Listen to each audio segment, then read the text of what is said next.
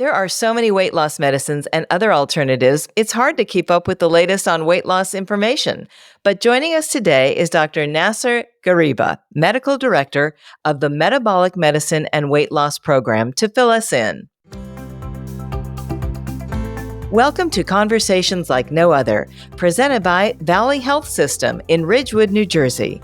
Our podcast goes beyond broad, everyday health topics to discuss very real and very specific subjects impacting men, women, and children. We think you'll enjoy our fresh take. I'm Maggie McKay. Thanks for listening. Joining us today is Dr. Nasser Gharaibeh. Thank you so much for being here. Thank you. Let's start with the medicines. If the meds are used for diabetes and a person does not have diabetes, a lot of celebrities have been taking medicines like Ozempic, for example. Does that mean they're at risk for low blood sugar?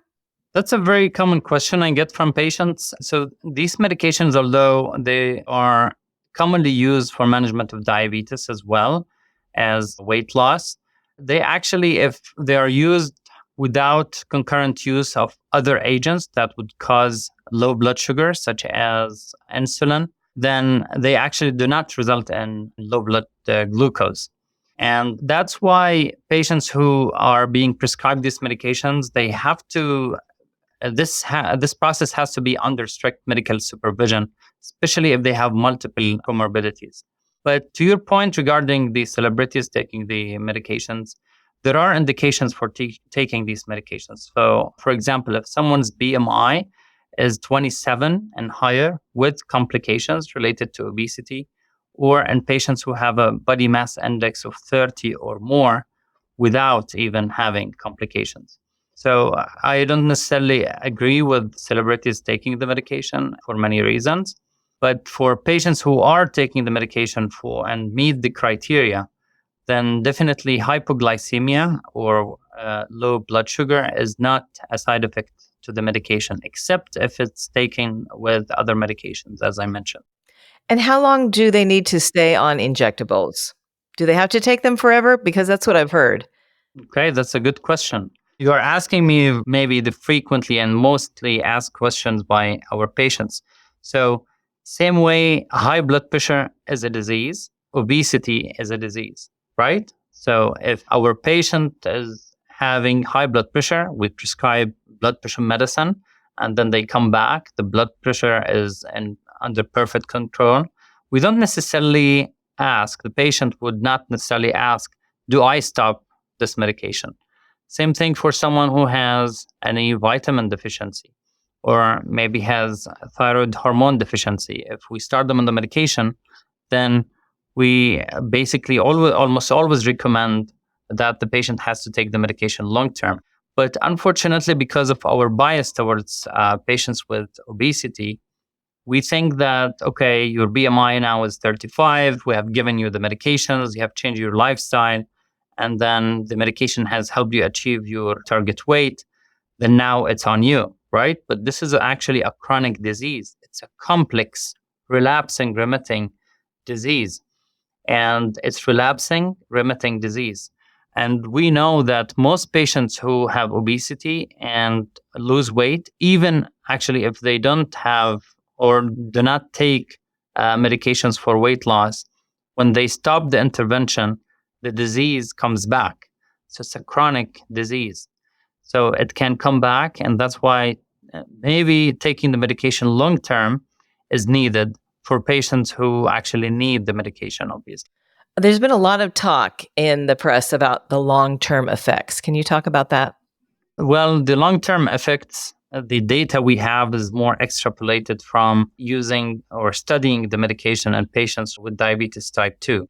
And we know that long-term use of these medications, especially I'm talking about the injectables, is safe. We have been using phentermine since 1958. So if you look at things from a benefit-risk ratio, definitely the benefit of taking the medication under medical supervision really outweighs the risk of not managing the disease of obesity. Long-term complications related to injectable medication include slowing down the transit of food from the stomach to the intestine. So the medical term for this is gastroparesis, or the stomach becomes a little bit weak. So that's something patients need to be aware of. So if they start having some unexplained gastrointestinal symptoms, that's something to be aware of for patients for sure.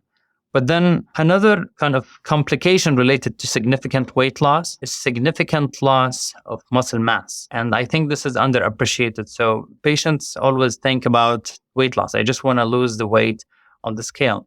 But actually, what we want to achieve as physicians and practitioners is to achieve significant loss of fat and to maintain the muscle mass. So what we do in our clinic, actually, we evaluate not just the weight on the scale, not just the waist circumference, but actually the body fat percentage and the muscle mass.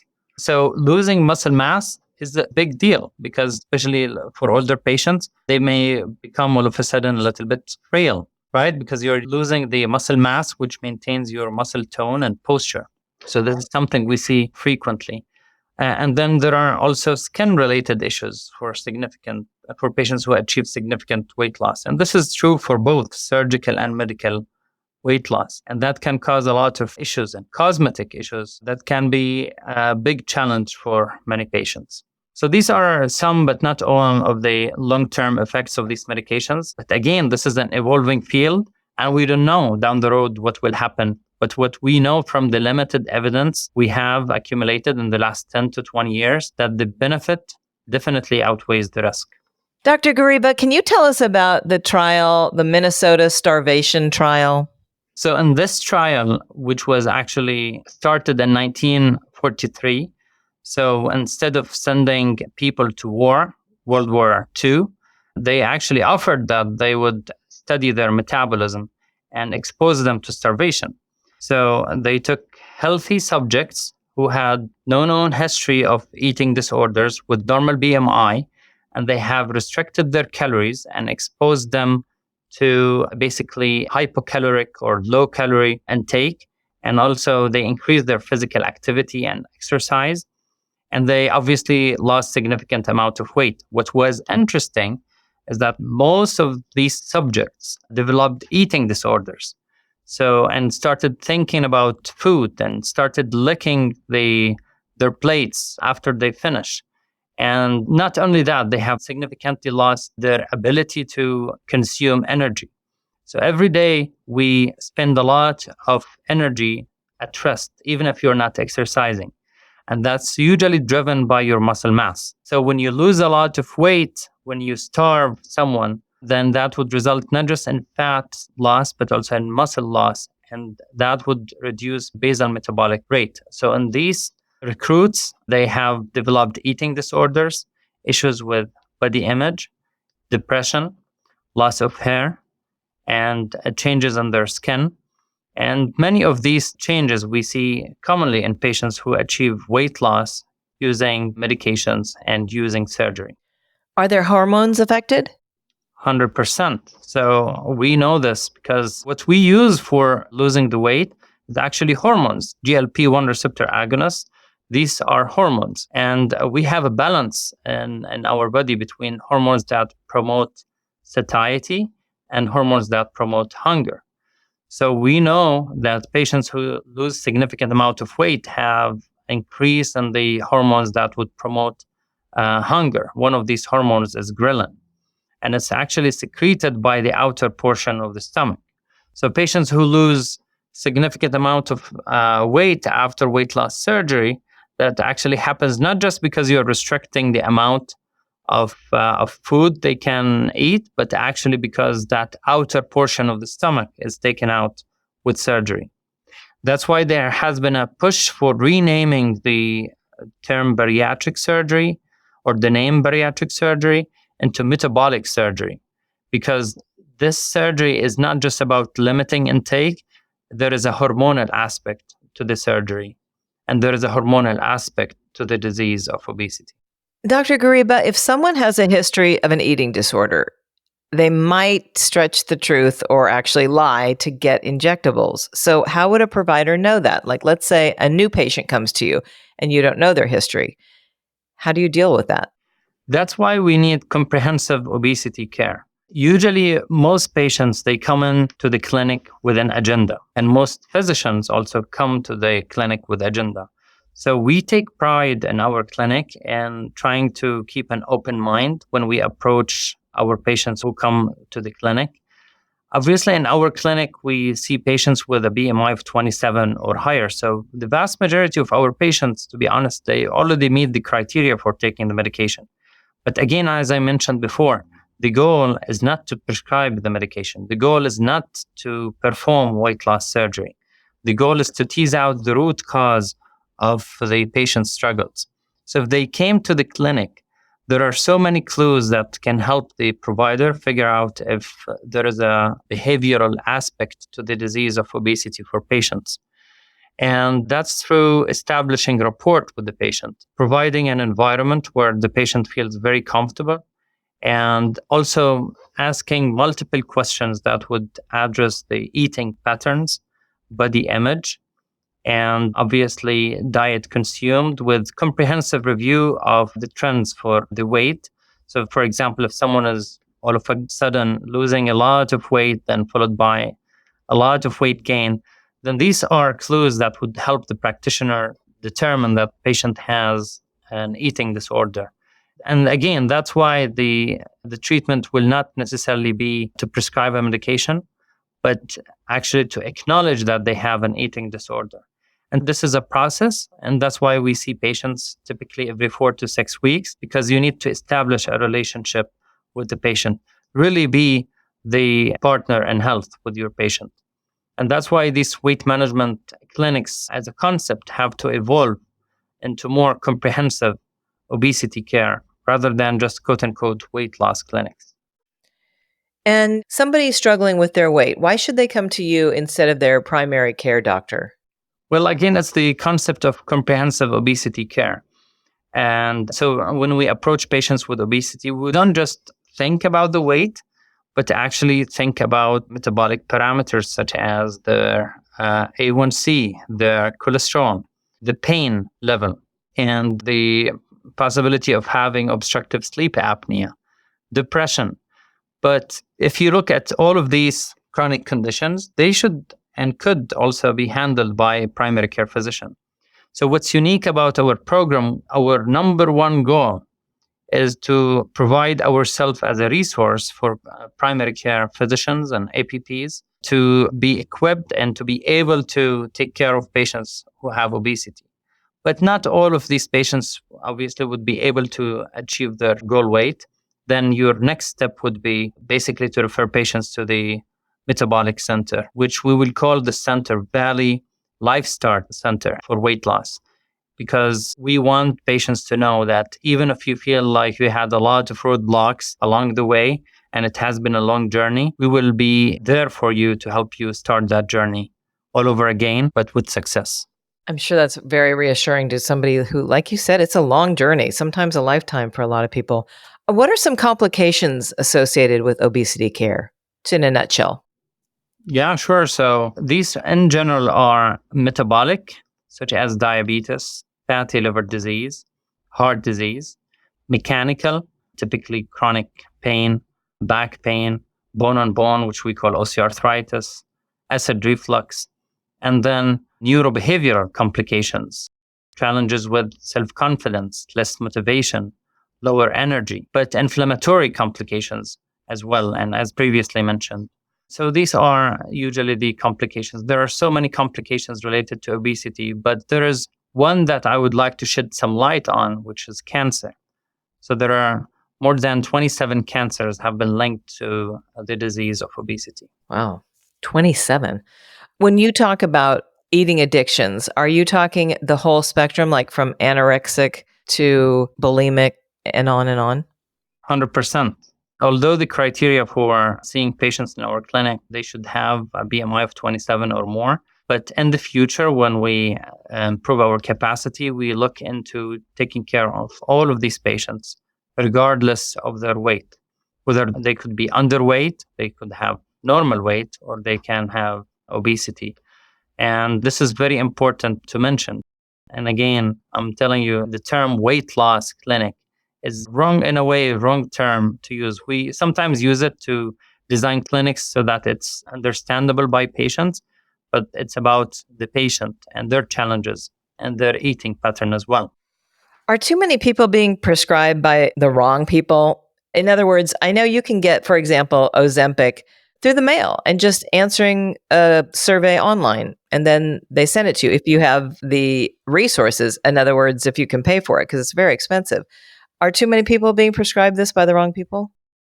I know the media has focused on having many patients taking these medications without an indication, but actually, practically speaking, if you look at our population, from a population health standpoint, the prevalence of obesity in the United States and actually in the world, it's a very prevalent disease. So you would treat any patient with a BMI of 27 or more.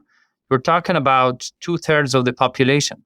So if you bring maybe 10 people in the United States, maybe 6 or 7 would meet the criteria for taking an anti-obesity medication. Yes, there are some celebrities here and there who took the medication to improve their physique, but the vast majority of patients who need it have been negatively affected by that image, and it has resulted in a lot of bias around it. So it is a challenge, but most of these programs, even those who have taken this as a business opportunity, they cannot prescribe the medication except if it's indicated. And if not, I hope that in the soon future, we will have some legislations to make sure that we have a structure through which we prescribe these medications for those who need it. Right. How does this affect healthy eating? For instance, for people, say, on Ozempic or Wegovy, now that they have that, does it affect their healthy eating? These medications definitely provide a tool for patients to use to improve their eating habits. But I agree, these medications, and commonly, they can actually cause poor eating habits. There are many examples of that. So if you suppress the appetite too much, then patients may basically use carbs only to eat because it's easier to digest. So that can be a problem. And then some patients become a little bit more obsessed about losing a lot of weight. So they may restrict the calories too much. And again, that may result in excessive loss, not of just fat mass, but of muscle mass, which would down the road result in significant weight regain. But the vast majority of patients who get the medication in a medically supervised program, they do very, very well. And there is a close monitoring of these patients. Every few weeks, these patients are being seen and evaluated and weighed. And people think, oh, we want patients to lose maybe 20 pounds in a month. No, actually, the healthy rate for weight loss is 1 to 2 pounds a week.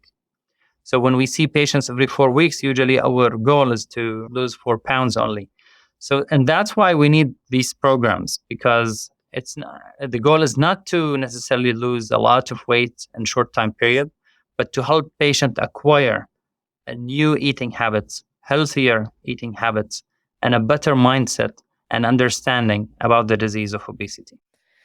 Just to wrap it up, what has to be done with medications? Because I imagine you can't just take the medication and not exercise and eat poorly and eat whatever you want. So, do you need to exercise, change your diet? So what I have seen that most patients who receive these medications and do not change their lifestyle, they are not able to achieve significant weight loss. When it comes to exercise, usually I don't mention the term or name exercise. I would expect patients to be physically active, right? Because we have to be cognizant of the fact that some patients with obesity may not necessarily be able to exercise. So physical activity is very important. And what's interesting is that exercise or physical activity don't necessarily help patients lose weight, except if they were extreme, but they definitely help patients maintain the weight, which is a topic that maybe we can discuss in the future. But maintenance of weight loss is as important as achieving weight loss. So in general, if patient is able to be physically active, a goal physical activity of more than 10,000 steps a day would be the goal to help maintain the weight. Regarding diet, also, I never mentioned the term diet to patients. We always say meal plan, because we're never perfect, right? So we try to give suggestions to the patients. And to be honest, based on the evidence we have, there is nothing called like a perfect diet. So the diet has to match, or the meal plan has to match patient needs, schedule, job, how many kids they have, what's the age of their kid. And then based on that, we can design a meal plan that would work for the patient, not for the provider. That's a very good point. Well, thank you so much for sharing this invaluable information. I'm sure we will talk again because there's so much to talk about related to all this. So it's been really helpful. Again, thank you for your time. Thank you so much for having me. That's Dr. Nasser Gharaibeh. To find out more about medical weight management at Valley or to make an appointment, please visit valleyhealth.com/weight loss or call 201-251-3480. 201-251-3480. And for more information, you can also email valleypodcast@valleyhealth.com. If you found this podcast helpful, please share it on your social channels and check out our entire podcast library for topics of interest to you. I'm Maggie McKay. Thanks for listening to Conversations Like No Other, presented by Valley Health System in Ridgewood, New Jersey.